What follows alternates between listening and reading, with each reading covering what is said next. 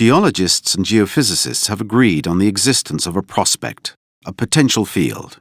In order to find out if hydrocarbons are indeed trapped in the reservoir rock, we must drill to hit them. Bearing in mind the knowledge acquired about the substratum and the topography of the land, the best position for the installation of the drilling equipment is determined. Generally, it is vertically above the point of maximum thickness of the geological layer suspected of containing hydrocarbons. The drillers then make a hole in conditions that are sometimes difficult. Of small diameter, from 20 to 50 centimeters, this hole will generally go down to a depth of between 2,000 and 4,000 meters.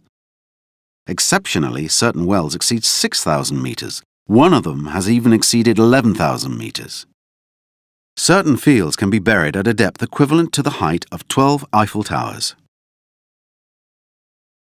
The derrick is the visible part of the drilling rig. It's a metal tower several tens of meters high. It's used to vertically introduce the drill strings down the hole. These drill strings are made up of metallic tubes screwed end to end. They transmit a rotating movement, rotary drilling, to the drilling tool, the drill bit, and help circulate a liquid called mud, because of its appearance, down to the bottom of the well.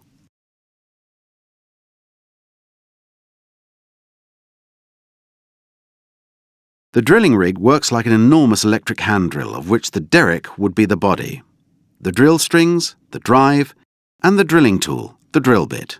The most usual tool is an assembly of 3 cones, from which comes the name tricone, in very hard steel, which crushes the rock. Sometimes, when the rock being drilled is very resistant, a single block tool encrusted with diamonds is used. This wears down the rock by abrasion.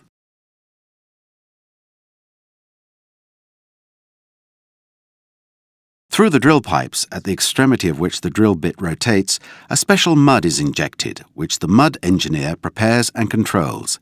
This mud cools the drill bit and consolidates the sides of the borehole.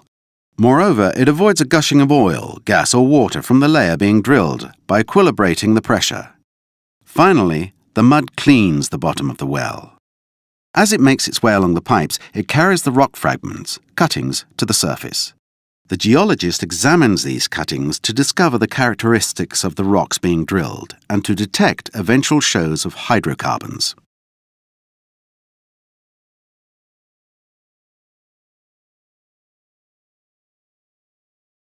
The cuttings, fragments of rock crushed by the drill bit, are brought back up to the surface by the mud.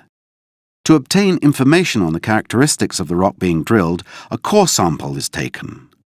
The drill bit is replaced by a hollow tool called a core sampler, which extracts a cylindrical sample of several meters of rock. This core supplies data on the nature of the rock, the inclination of the layers, the structure, permeability, porosity, fluid content, and the fossils present.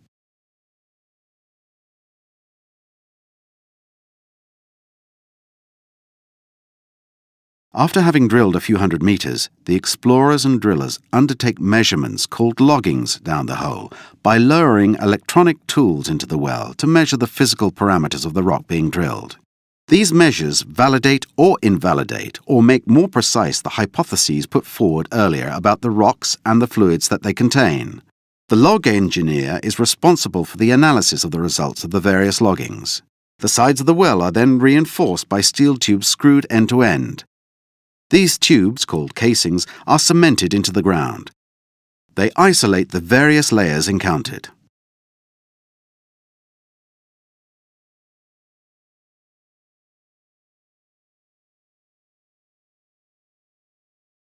When hydrocarbons are found, and if the pressure is sufficient to allow them to come to the surface naturally, the drillers do a flow check.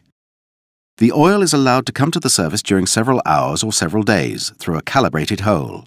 The quantity recovered is measured, as are the changes in pressure at the bottom of the well. In this way, a little more knowledge is gained about the probable productivity of the field.